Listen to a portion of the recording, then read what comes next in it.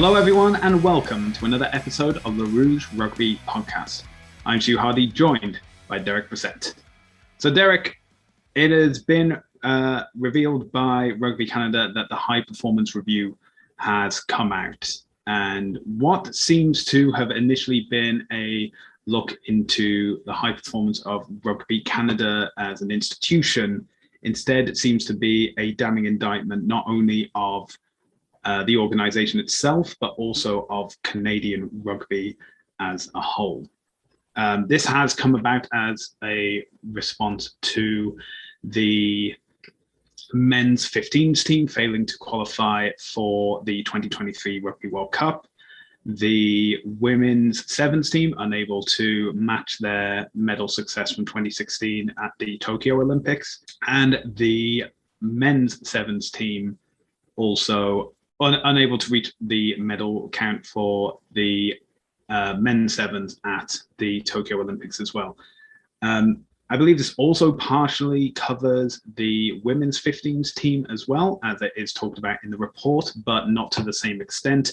After all, the women's 15s team is still to take part in the Women's Rugby World Cup, which was supposed to be in 2021, was delayed to this year, 2022. I feel like the review as a whole is kind of treating all four teams, though, as like an all-encompassing high-performance program.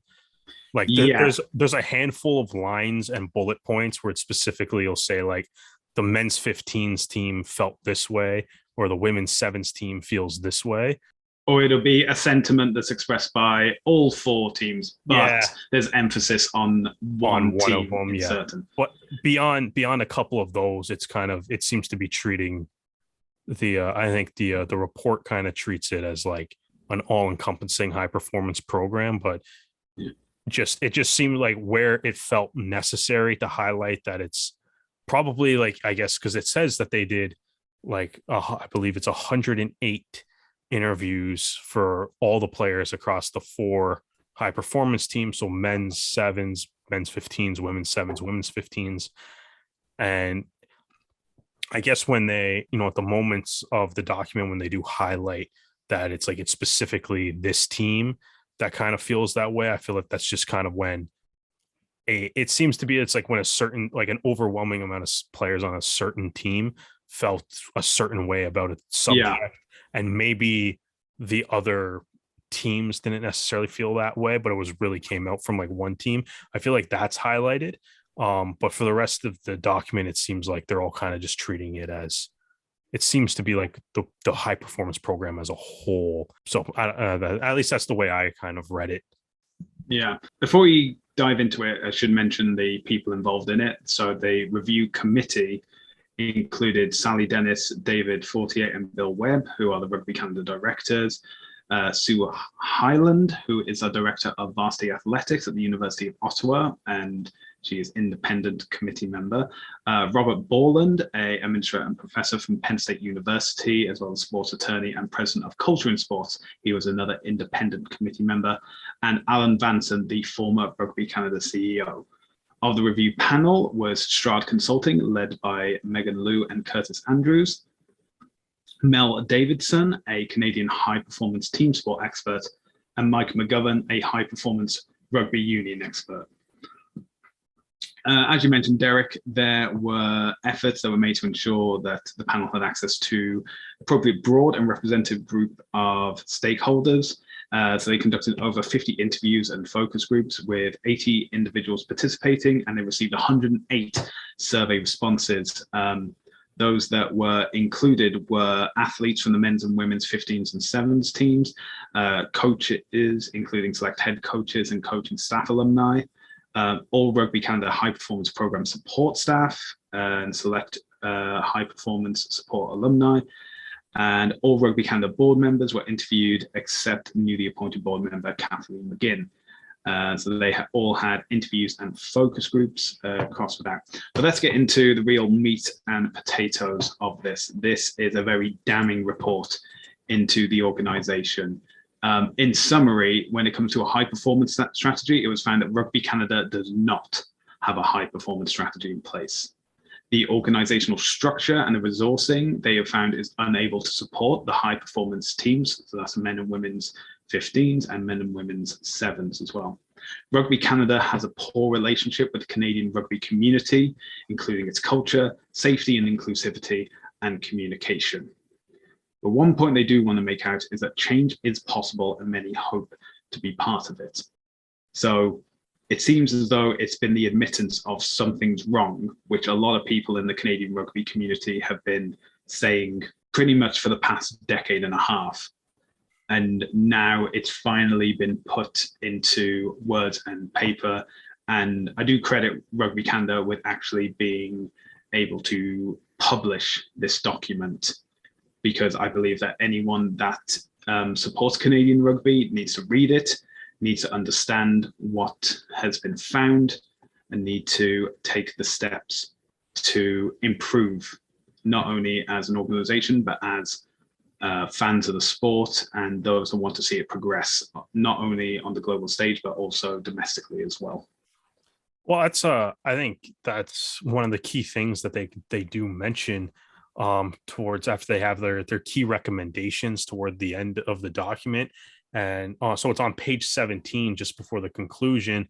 The report does state it will be critical for Rugby Canada to communicate this report fully and transparently, both in response and respect to the time given by stakeholders across Canada.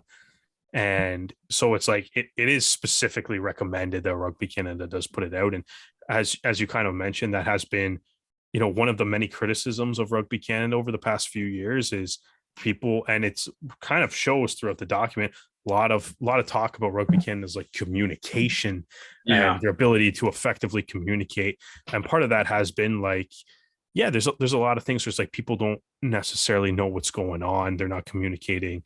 We even had even as recently as, the coaching change for the women's 15s team a couple of weeks ago. And one of the kind of the common comments was, they didn't really give a reason for it, right? Or the reasoning was pretty vague. And so it's like, even up until like a couple of weeks ago, it's like you're still kind of getting that.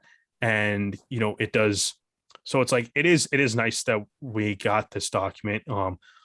And it's definitely worth a deep dive, as you said, worth a look.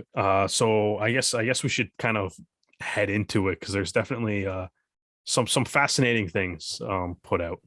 So it seems from the performance review is that it is 3 specific areas or categories that fall under what needs review and improvement. These can be defined as strategy, structure, and culture. So we'll begin by looking at strategy.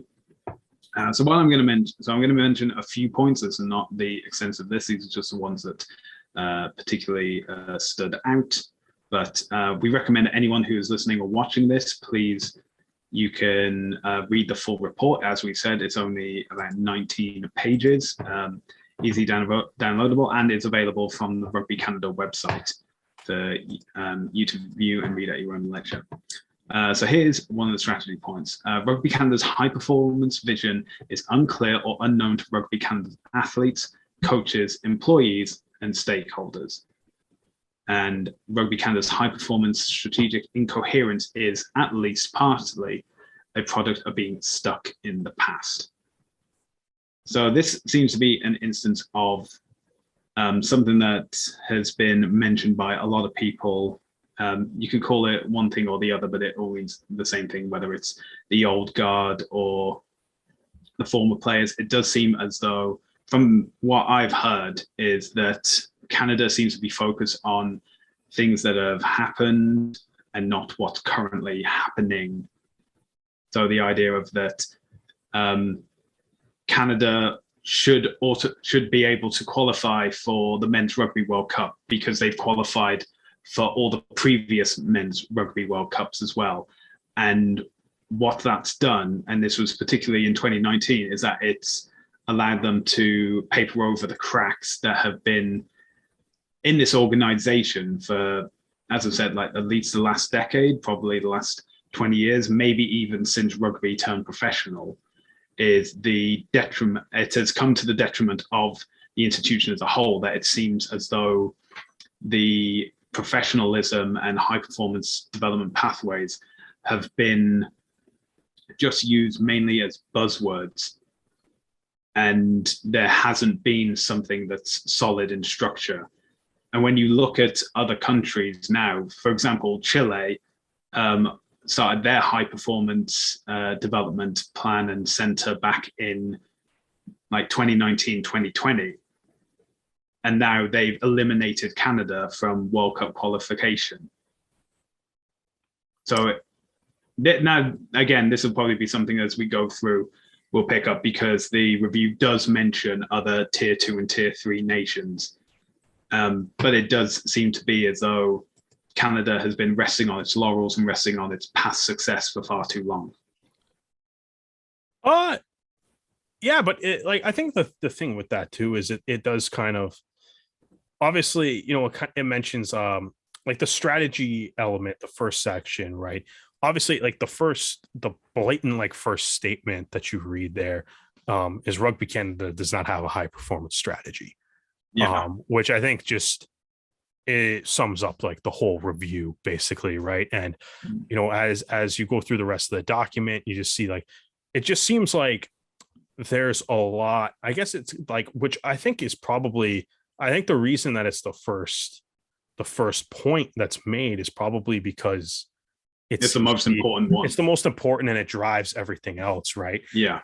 Because the first that first bullet point of the Rugby Canada does not have a high performance strategy does mention like the stakeholders, the team's different opinions. Like you kind of said, like the idea of being stuck in the past. You kind of look at it. One of the points that I think does stick out is it's like it says there is difference of opinion and no clear Rugby Canada opinion on whether Rugby Sevens is a pathway to 15s or a distinct pathway program. And then it also highlights the fact that like there's a shared belief that like 15s sevens is a different game, which requires different strategies.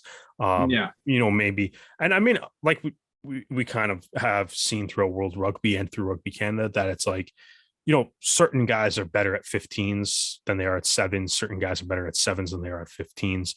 Certain guys are going to like 15s better than sevens, or sevens better than 15s, depending on what that individual player prefers, right? It also seems that it's like, the fact that there isn't necessarily a clear distinction on how they have that path. It's just like, and the way, but also like, because they don't have the high performance strategy, there seems to be issues with how they're like funded and stuff with various different programs, which also seems to be leading to tensions between the actual teams themselves.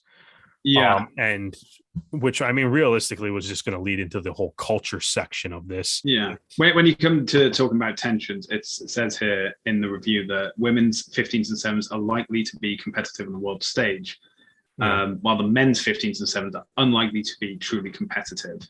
However, it then says men 15s are the least competitive high performance team, but they receive the greater share of direct funding. Mm-hmm. Women's 15s, by stark contrast, are the most competitive team and receive the smallest share of funding. Although they do say, albeit the women's 15s team receives the highest amount of funding that is not derived from outside sources, which is great and all, but at the same time, when you look at it on paper, like the men's 15s are 23rd in the world, 24th, and the women's 15s are currently 4th in the world and may even be challenging to make the World Cup final later this year. So it's very understandable from each of those teams that how the tensions can be drawn. I think it was even a few years ago, Rugby Canada announced that they would be merging the training of the 7s and 15s. I don't know if that was for men's or for both like men's and women's, but I remember that press release coming out and there being no explanation as to why they were doing it. And even if they were just to say, due to financial constraints, this is the decision that we've made. We've decided that skills between 15s and 7s can be transferable. Like any justification that they could have, but they didn't give one at all. And I think that's helped drive the wedge and increase the tensions between these teams, especially if you were to say, even if you're just saying that, we know we're successful with women's sevens, or we know we can get results from the men's sevens teams at, like, say, 2 or 3 World Series events, but consistently we find that we can get better results from the women's 15s or the men's 15s. Mm-hmm. But the sheer lack of communication, as has been highlighted multiple times throughout this review, has been a driving factor that has then had further negative impacts on different aspects of Rugby Canada. Yeah, exactly. And I mean, it's it is it is kind of fascinating reading through, and like you said, like we're still just on like the first few points. Yeah, of the strategy structure part of it. It's kind of wild. Like just in the they're on the strategy. Of the Rugby Canada's not a high performance strategy. And there does seem to be, I think, a general theme of this entire document is there's not like a focus, right? Yeah. And people seem to not necessarily be on the same page as to what is, at least from what I'm reading through this document, people aren't necessarily on the same page as to like what is the best for the program as a whole. But it also seems like, whether that's just, like I said, one of the things like financial management, drives distrust between the athletes and the organization as a whole, right? Which is obviously kind of tough. And even in mentioning that, like, the sevens game and its revenue has disrupted the traditional Rugby Canada system, to which it even goes on to mention that, certain sevens players are described as entitled, which is that's on the page 10 of the document. Obviously, it seems like the mismanagement is leading to, the mismanagement, not having a clear vision, not having clear focus, and then, as you said, not communicating that properly, seems to be leading to a kind of like a rift between, like, I guess it seems like it's almost like Rugby Canada is becoming divided into like little factions. And it's causing a rift and stuff. And I believe, like, later on in the document, I can run through it and see where exactly I read it. I think at one point it recommends that all 4 of the teams spend more time together. I think as part of like to kind of help build the culture back up, which obviously, one of the culture is a big part of this document too. And I mean, we've kind of seen how it has been somewhat devastated over the past couple of years. But like we're only a couple bullet points and we're actually skipping a lot of stuff too. It's quite the hefty document. Didn't necessarily want this to sound... Again, I have to reiterate, anyone listening and watching, please read the full document yourself. Yeah, it's because there's so much that needs to be said, and unfortunately this podcast can only be so long. Yeah, it's tough to go through it without making it sound like an audio book too. So so we're trying to spice it up as much as we can, but again, these are very serious points that need to be addressed and made. Another thing is that is mentioned, especially under the strategy, is the financial constraints and situation that Rugby Canada finds itself in, such as Rugby Canada will always be relatively underfunded, but high performance program does not appear grounded in this reality. In that, other richer rugby nations have determined that they cannot maintain 4 teams and expect high performance. Rugby Canada has not explained how it will achieve this, considering its relative financial constraints. Yeah, and there's also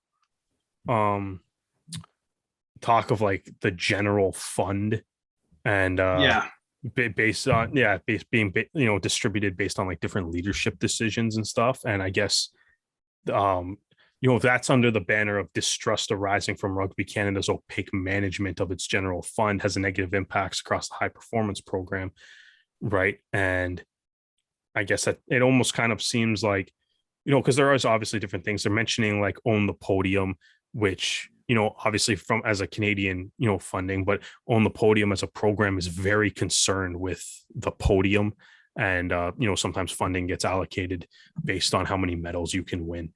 And so but it also kind of, a lot of this does just kind of be like, I think the idea of the opaque management system just also kind of comes back to what is happening, right? Do people, again, like a lack of, I think the common theme is just like the communication internally is not the greatest, especially when big decisions are coming down. So the next section is structure. Shall we get into that? It's only got a couple major points. It's only the bulk of the document. Structure, I think culture is the bulk of it. No, I think culture has the biggest hit, but you're right. Let's focus on structure. So, for example, high performance program related roles are unclear or even unfulfilled, with negative knock-on impacts to the program and its people.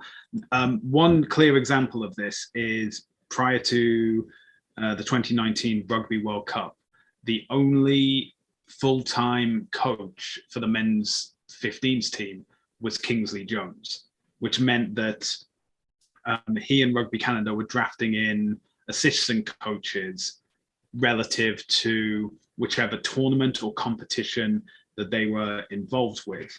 And again, this could be down to like financial reasons, but when you have that lack of stability, or when you have that idea of like one person taking on multiple roles, such as, example, Kingsley Jones being in an entire coaching structure instead of the main person leading, then you are going to have things that get missed, things that get forgotten, and then you find out far too late how important those things are. And as it says, like, there are negative knock-on impacts to the people and its program. It also says inconsistent and ineffective execution of admin services has created significant frustration and program turbulence, as well as ineffective organizational policies and practices, particularly those related to HR or people practices.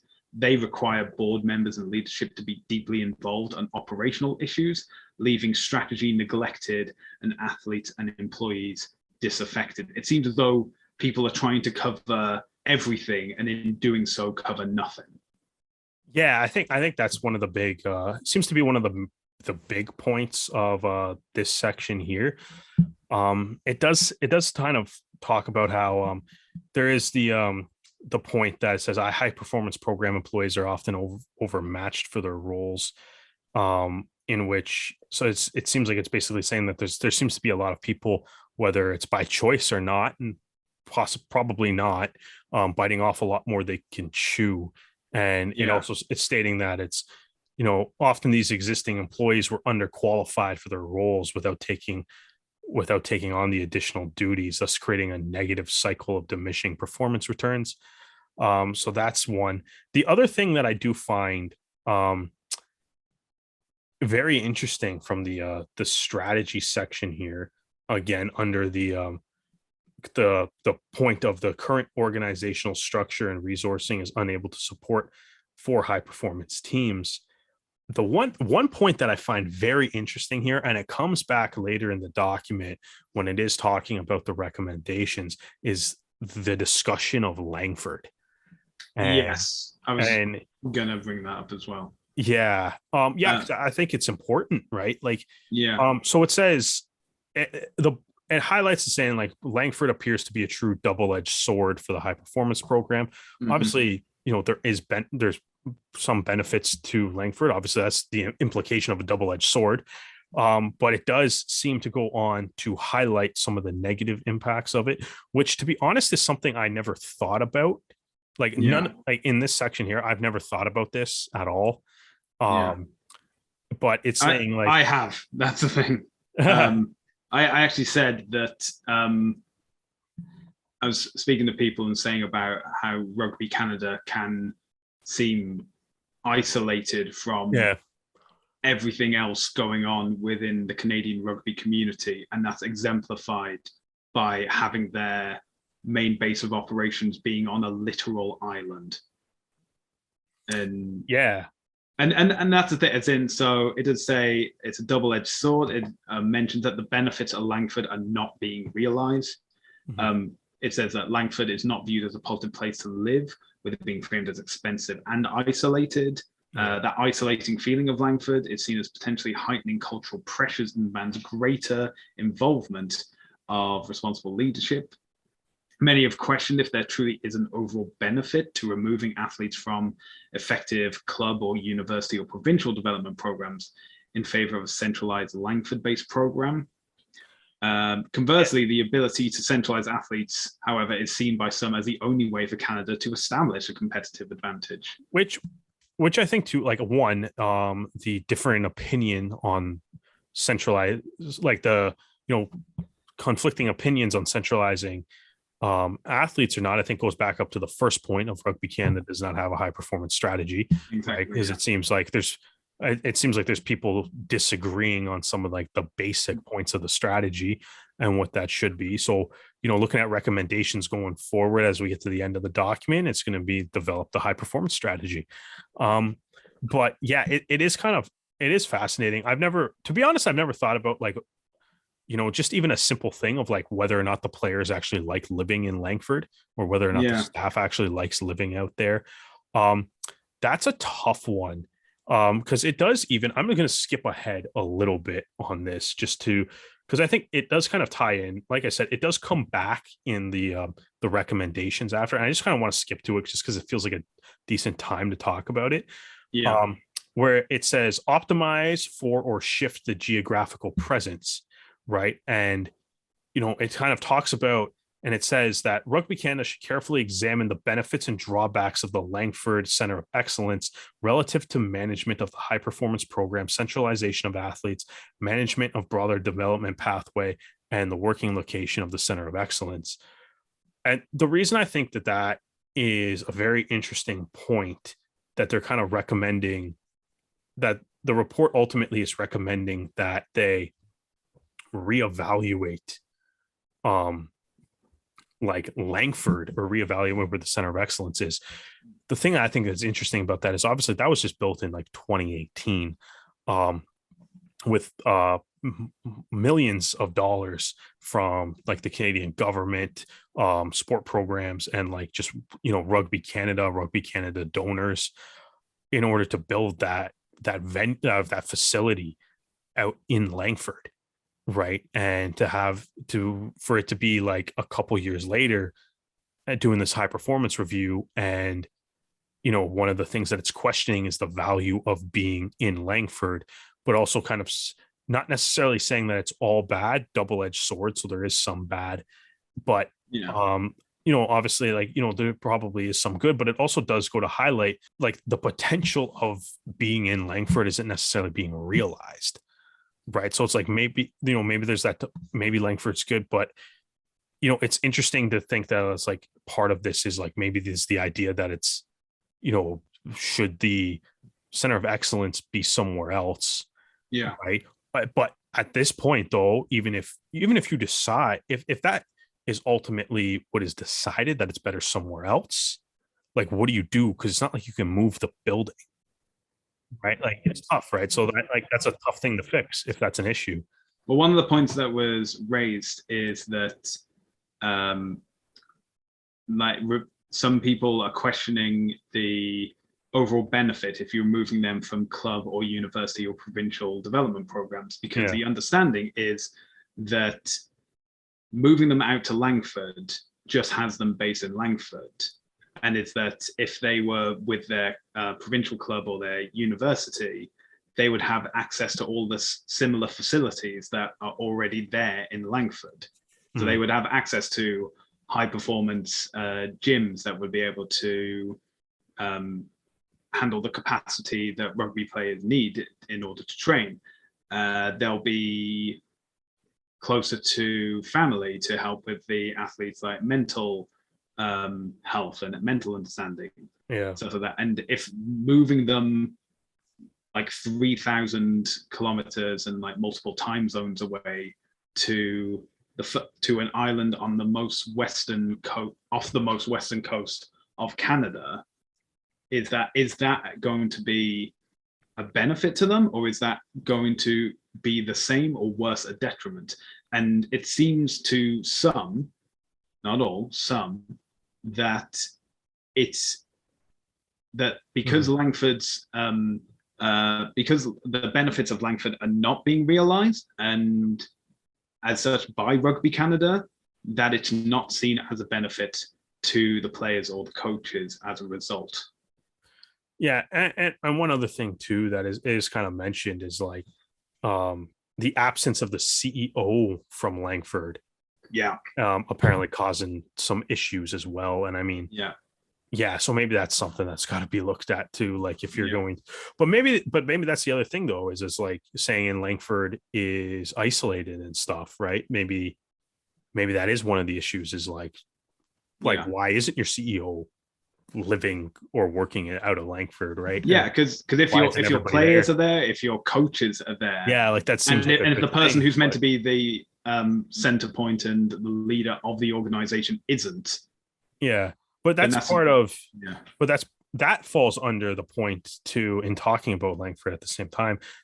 Yeah, so it says significant communication cultural gaps between Rugby Canada's administrative and sport departments contribute to organizational tension.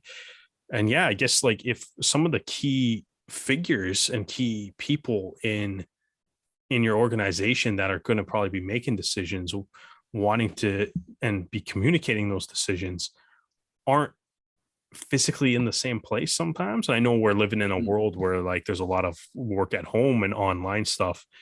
Following, COVID kind of leading to everyone having to adapt and kind of go to that structure. But it's, that if it's creating tension though, that's probably not good. And it's also like, if there shouldn't be a gap between the administrative side and the sports side, right? Like, like, you know what I mean? Like, even though they might have to handle different tasks and stuff, they should be on the same page. Again, I think like it's just one of those things that's like, again, coming back to this, a big theme of this document just seems to be a lack of communication. Yeah. I guess the next point under the strategy is just the ineffectiveness of corporate and organizational government exposes Rugby Canada to significant risk. Yeah, it says one of the points underneath that is the board's lack of long-term focus enables the high performance program's lack of focus and general ineffectiveness. And again, it seems to be this constant reoccurring thread of the communication is so poor that no one knows what the high performance program is meant to be doing because the board hasn't emphasized what the goals are that they want to achieve or how to adapt in the face of external factors to allow it to change. Part of it too is it does say like the board is perceived as being in conflict.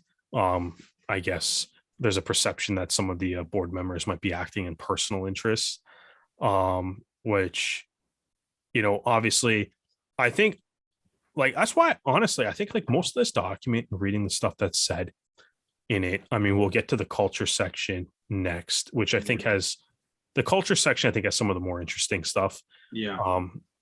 But like, it just seems like there's obviously a lack of communication that all stems back to the first point of the document of there's no high performance strategy or it does not have an official plan, to going into this part where it's like, if board members are kind of acting in personal interest or acting on their own, people aren't communicating directly. I think it just ultimately seems like that's what's leading to the dysfunction. And like, what I mean? And even parts of, it mentions parts too, like some of the like stakeholders and stuff, viewing like the board and like Rugby Canada's leadership group is kind of ineffective. And it all kind of, again, I think it just, a lot of it is stemming from like poor communication, poor, not a whole lot of vision, not a whole lot of planning. And also, I guess from the first two sections here, perhaps a lot of people working in jobs that they maybe necessarily shouldn't be working in, not for but just because, like, as the document mentions, like underqualified, or especially or when they're covering multiple roles. and like, or because that is one of like the big recommendations at the end too, is adding like a director of sport that can like oversee coaching staff, and like but has no direct Um, involvement in coaching itself. yeah, exactly. So it's like that's one of those. So yeah, it gets kind of wild. So yeah, that's plenty of that. The culture section, I think, is where it does kind of start to get a little crazy. I think in reading the document, when I read through it for the first time, especially like reading like the first general, like these are our insights, the 12 insights, 12 recommendations. There's nothing really in the document that was like surprising or whatever, No. right? Like, you know what I mean? Like hearing, like, yeah, we know that Rugby Canada has a lot of structure, strategy issues. Didn't realize it's as maybe not realize it's as bad as just flat out stating that they don't have a plan at all. But seeing that, it wasn't necessarily a surprise. No, understanding that, looking at the document, being like the culture section's huge. And I mean, all it really took was following Rugby Canada last year to, even if you don't know too much about rugby, if you looked at Rugby Canada news at all last year, not hard to see that there's a culture problem. Right. And there's even incidents that happened last year, a couple of years, or within the last couple of years, that are kind of vaguely alluded to.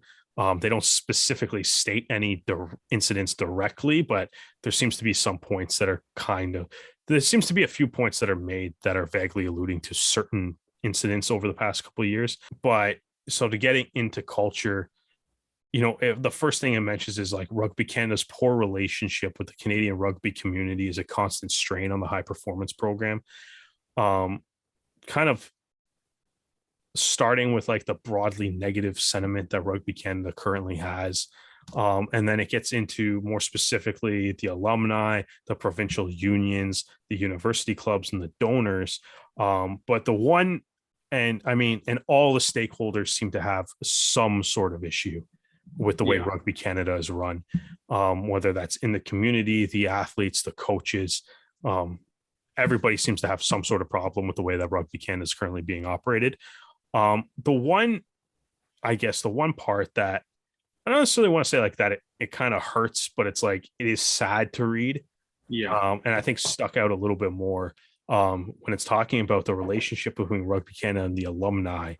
And it states that many alumni reported to have left the high performance program, not due to their inability to play high performance sport, but rather for their dislike of Rugby Canada as an organization. Is just like, that to me, it's a wild thing to read. Also, later on mentioning that there's, it kind of continues later on where it mentions that there's, current players apparently through these, these surveys or these interviews are, confessing that they don't feel pride in wearing the Rugby Canada jersey. No.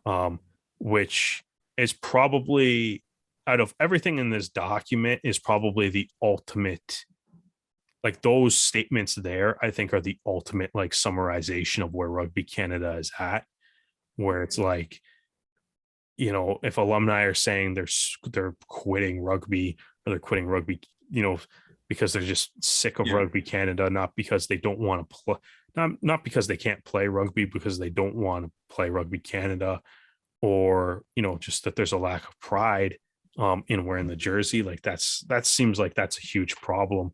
And the rest of the culture section, I think, just really gets into like why that might be. Right. But if that's, I think that's a pretty tough statement to be to kind of to find yourself in. And I guess, I think even to like, you go and read through this document, and this just, as far as the culture thing, it definitely does not paint Rugby Canada as a super fun place to work in this moment right now. And, it even kind of goes back, and like, right, and just the countless problems with the culture, whether that's from the coaching staff, um minority players get mentioned a lot. It's it's kind of it's wild. There's a whole section too on again, it comes up that Rugby Canada's inability to clarify high performance objectives for 7 and 15s and the relationship between the two games have left athletes feeling disrespected and weakening development pathways. And then it lists all the reasons that like each team individually feels kind of disrespected by the idea that 15s and 7s, there seems to be some sort of gap in the way it's treated. And all four of the teams have different reasons why they don't agree with how they're treated and stuff. And it's all four of the teams are different reasons. It's wild. So it says here that the lack of clarity on Rugby Canada's support for the sevens game has resulted in the men's sevens team describing themselves as mistreated, undervalued, undersupported, and not respected. On the women's 15s team, despite being the highest ranked high performance team, they're provided relatively fewer resources, despite their being the most likely to achieve high performance outcomes. On the men's 15s team, they do not feel Rugby Canada is appropriately supporting their ability to have a career in the broader rugby world, and they see their unwillingness to be clear on the relationship between 15s and 7s as hurting future career potential. The women's 7s feel unfairly resented for their success, seeing this resentment as stemming from their gender, but also their success in the traditionally less prestigious 7s game. And we've mentioned it enough times, but it all comes back to this lack of communication, this lack of clarity that's been going on, because as I mentioned, there is no high performance system in place for any of these teams to be able to see where they need to go and see what they need to achieve in order to receive their to achieve their targets and to achieve their goals. There's even a desire to speak honestly and learn from the Tokyo Olympic experience, which has been described as deeply negative and even traumatic. And they want to be heard and have a deeper discussion about what has happened, but they feel as though Rugby Canada will either refuse to listen or react negatively as a result of their communications. And if you have that for at least two of your high performance teams, then just imagine what's going on with the 15s team. Yeah. Or 15's men's team who have failed to qualify for the World Cup for the first time in their history. Yeah. There's got to be deep resentment about what's going on and feeling as though things hadn't been addressed prior that have left them in this position. I remember when we were talking about Kingsley Jones putting out a video before their tour of Europe in the autumn, and he kept talking about beating the USA in St. John's, and we were saying, oh, that's great, you still lost the series and now you're eliminated from the Rugby World Cup. This does harken back to focusing on the past or focusing on the wrong things, and that seemed to have been the opportunity of, we need to communicate that although the men's 15s team have been unable to qualify for the World Cup, this is the plan going forward. There didn't seem to be a plan forward. If anything, it just seemed to be a lesson 101 of how to explain excuses and continue onwards.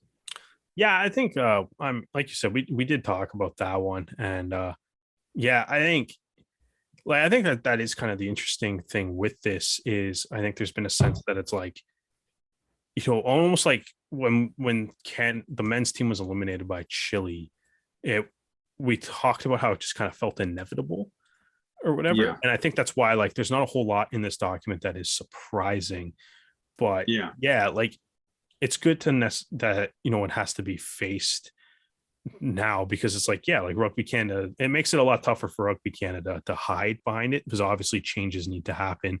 And the fact that they put this document online, certainly indicates that, like you can't ignore problems now because there's a 19-page document outlining every single one of your problems.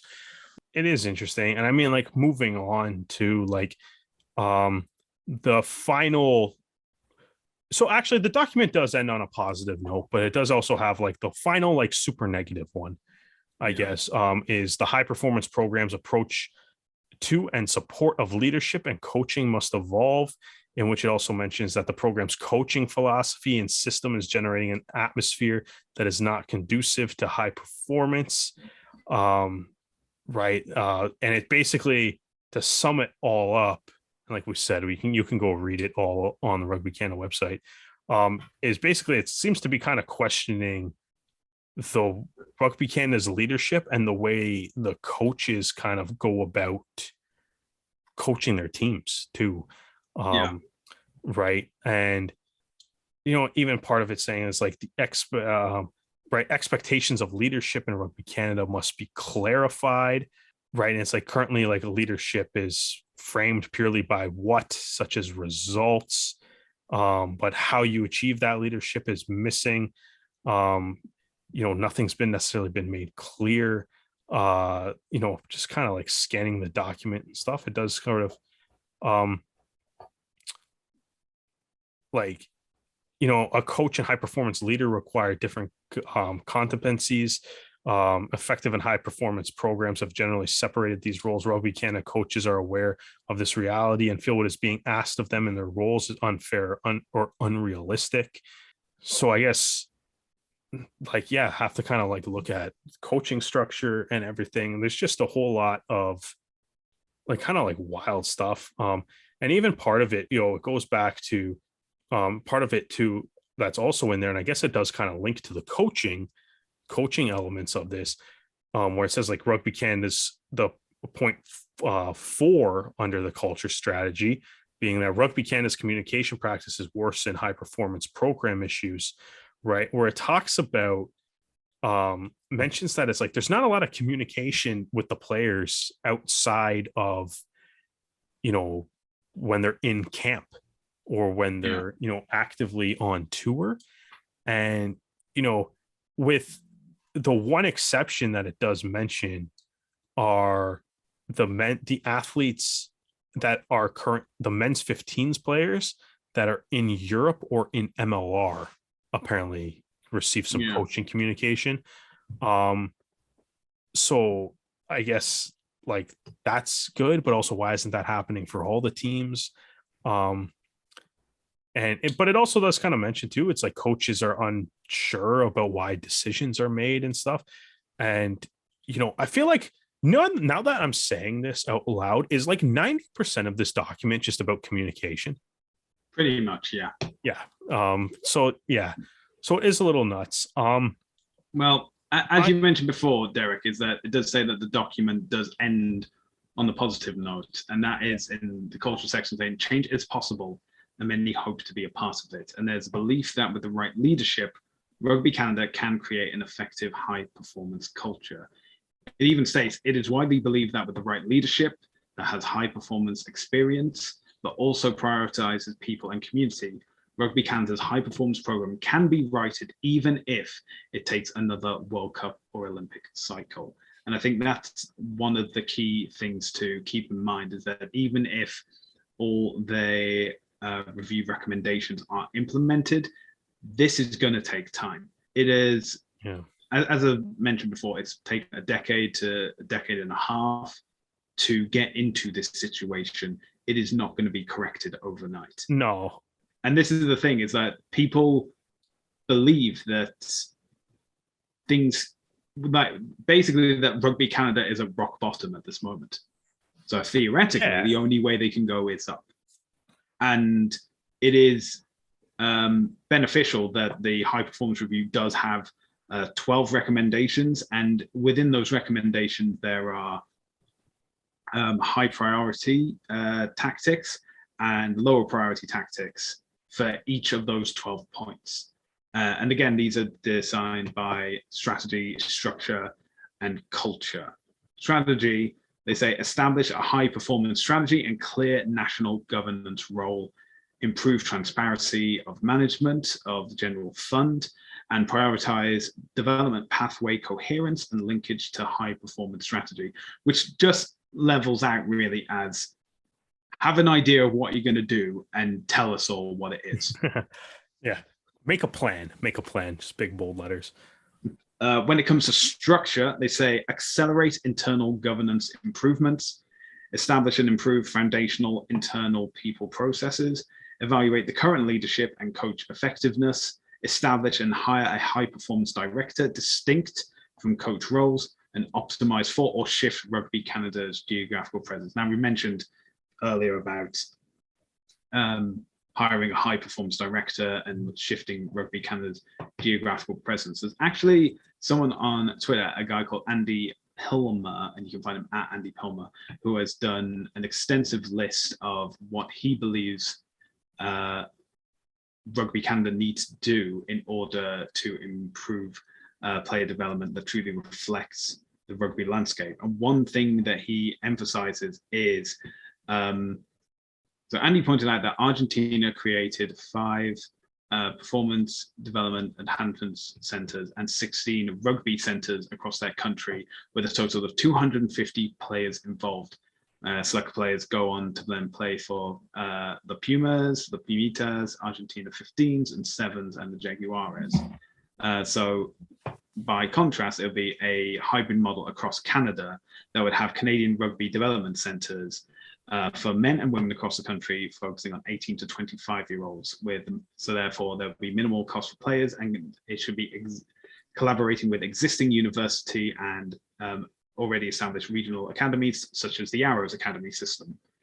1 to 3 sessions per week, and say that they can be based across Canada, not just in BC or Ontario. So there are already existing academy programs available, such as the RC Academy, UBC, and as well as UVic, North Vancouver and Fraser Valley in British Columbia. In Ontario, there's obviously Toronto, Guelph, Kingston that have established programs, as well as Ottawa, and then of course the Arrow structure that's in place. But he also mentions like Alberta, Saskatchewan, Manitoba, New Brunswick, Nova Scotia, even PEI in Charlottetown could be used as one of these development centers. And that's the thing, is that he says CRDCs could run out the best venues that suits the local environment. A symbolic relationship with universities makes a lot of sense. Forging these partnerships would be vital aspect for Rugby Canada in such a partnership. And that is a necessary point to make, is that you already have these facilities in place that are developing future Canadian rugby players. You are not in competition with them. Use their facilities, reach out to them, establish what can be done, use every single resource that is available to you. Yeah, I think though, part of the thing that comes back to that though is also like how many of those, programs that may have already been set up that, you're saying you would like to see be more integrated in the Rugby Canada development thing are stakeholders and, some of the people that are mentioned as, part of that Rugby Canada community that is, not thinking very highly of Rugby Canada, or the Canadian rugby community that's not thinking very highly of Rugby Canada at the moment, or that has a distrust in Rugby Canada, as what is highlighted earlier in the document, right? So it's probably, if you want that to happen, it's probably a lot of relationships and stuff that got to get mended too. That is correct. What is, which I mean, ideally, I think that the Toronto Arrows Academy is obviously, is obviously a great tool to have. One great thing that Rugby Canada has done in recent years is resurrect the Pacific Pride program. Oh yeah. So there is obviously positive things, and it's like, what, maybe if you, Canada is a big country, so maybe, like you said, maybe having the headquarters all the way on the furthest western part of the country on an island, perhaps not the best, but maybe you need to go with an area at the very least, maybe an area in Eastern Canada, maybe divide that up so you can kind of have like an East-West thing happening at the very least. I'm not too sure. There's also obviously money that's involved. And I mean, I'm sure like I said, I think one of the most interesting things about that is like, I wonder what gets decided with that piece of criticism. Just because it's like the Al Sharon training center wasn't free and is not exactly mobile. So that'll be an interesting one too. I think looking at the recommendations, though, I think like one that definitely sticks out is evaluate current leadership and coach effectiveness. I think that's one that's certainly been called upon, and I think it kind of goes back as well to the final insight, which is really the only positive insight in which it's which is saying that change is possible and many hope to be a part of it. And I completely believe that. I think that there's probably a ton of people within Rugby Canada, within the Canadian rugby community, that want to work their ass off to, dig Rugby Canada out of this hole that it finds themselves in, right? To return Canada to, being towards, a tier 2 country, but a tier 2 country that can hang with tier 1 countries that, is, maybe on the verge of, the top 10 in the world rankings, as we were like 11 years ago now, back in 2011, right? Yeah. And I think there's a ton of people that want to be a part of that. I think one of the big questions going forward now, coming out of this review, though, isn't necessarily going to be who wants to be a part of that or who's excited and who wants to help turn Rugby Canada around, because there's probably a lot of people that genuinely do. But I think the question that needs to be asked following this review is also like, who deserves to be part of that?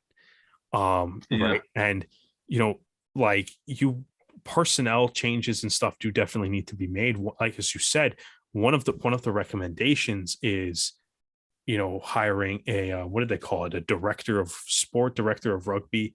The phrasing that they use is high performance director. High performance director. And they emphasize that whoever that is distinct from the coaching staff. So it has nothing to do with coaching. Yeah. They are just focused on high performance. Runs the program. Yeah. So obviously it's like one of the first recommendations is like create a new position to hire somebody to do that.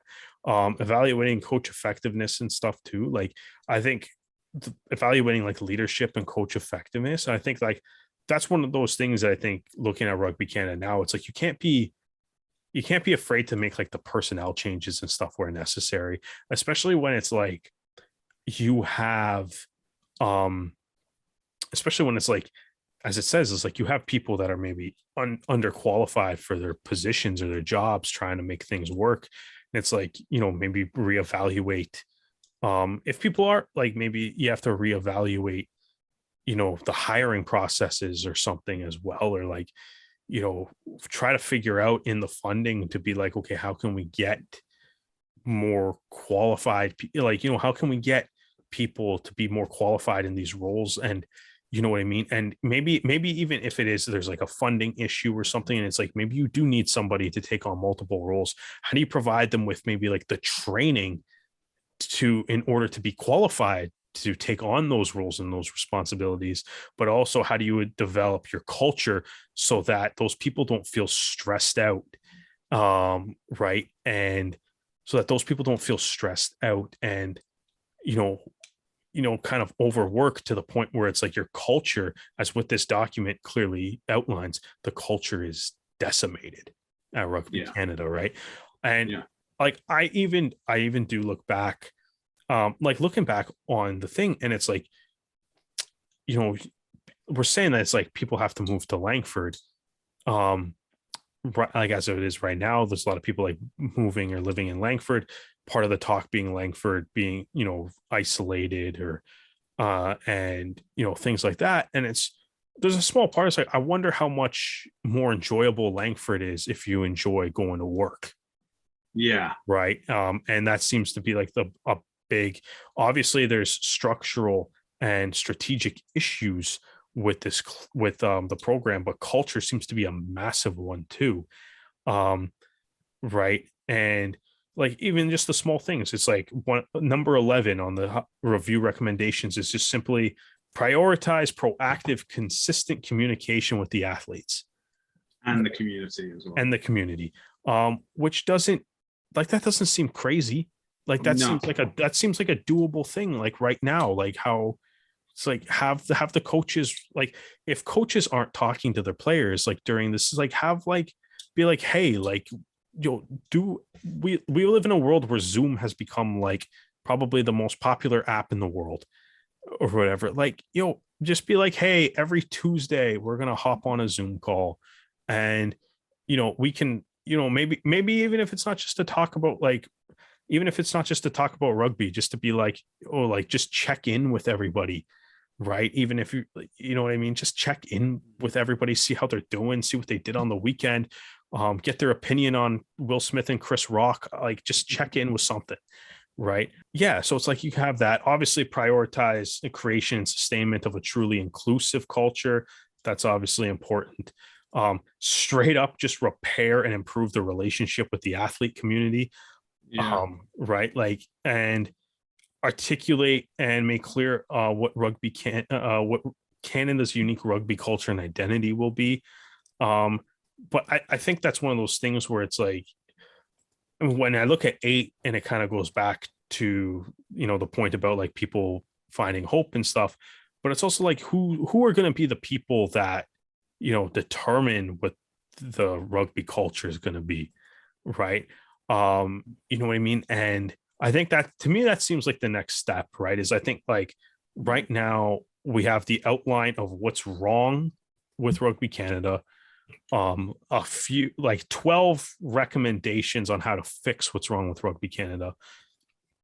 But I think like the next step, and obviously they're still searching for the next CEO, but I think the next step is just simply going to be like find the right people that can implement this, right? And if some of those right people are viewed as people that are already working for Rugby Canada, sure. But you definitely have to bring in new voices at the same time too, because the people that at the end of the day, the people that are currently working for Rugby Canada are the folks that are contributing to this 19-page document, mentioning how not great Rugby Canada is at the moment. Right. Yeah. So you definitely got to bring in some new voices, and that search is going to be important for figuring out. As I said, it's not so much just wanting to turn around Rugby Canada, being passionate about rugby in the Canadian rugby, being passionate about Canadian rugby, the Canadian rugby community shouldn't and isn't going to be enough to warrant to me isn't enough to warrant the chance to turn it around, right? You have to find the people that truly deserve that opportunity or are qualified to actually make that decisions. Because I feel like if you don't bring in enough new faces, new voices, new people to do it, the comment that it's Rugby Canada is stuck in the past might kind of revert, and that would be the thing that I would be afraid of at this point. Right. So you definitely need some new voices and stuff to come in. That's not and I'm not saying that as a thing to be like get rid of everybody or something. That would be nuts. But like you do have to work and find those right people. Some of those people might already be at Rugby Canada, but you also have to find the people that are maybe outside of Rugby Canada that are willing to come in and do that work to help turn Rugby Canada around. Yeah, and that's the thing as well. It's going to take a lot of work from every single aspect of Rugby Canada, not just the administrative staff. It will be about the coaching staff, the players, the investors, stakeholders, and the greater Canadian rugby community. Mm-hmm. And that this will take time. It's they've already said in the report that it's probably going to take longer than the next World Cup or Olympic cycle for Rugby Canada to turn around. But in the conclusion, they say there are They've identified external forces, key insights, and linked recommendations that will shape the decisions Rugby Canada leadership needs to make to evolve high performance program. Responding to the high performance review will take hard work on the part of the organization and its leadership. It will require prolonged and focused action over the coming years. Recommendations have been provided, but leadership must be prepared to establish its own point of view and adjust the plan as time progresses. The review has uncovered some difficult truths about the current state of the program. But the fact remains that there is a broad interest across the Canadian rugby community in contributing to setting the program on the right path. With the right leadership, as you've mentioned, Derek, and committed action, the community can be rallied to support the writing of a new positive chapter in Rugby Canada's proud history. Mm-hmm. And I think that's the point where we shall end this episode of the podcast. Thank you so much for joining us. You can follow us on social media, including TikTok, Twitter, Instagram, Facebook at the Rouge Rugby. You can listen to more of our podcasts on Spotify, Anchor FM, and Apple Podcasts, where you can watch this episode and previous episodes on our YouTube channel. Derek, if they want to follow you on social media, where can they do that? At Perceptajet across everything. And you can find me mainly on Twitter and Instagram at Hardman, spelled H4RDMAN. Well, this has been a different episode than what you may be used to, but we appreciate you for joining us, and we hope you can join us again next time.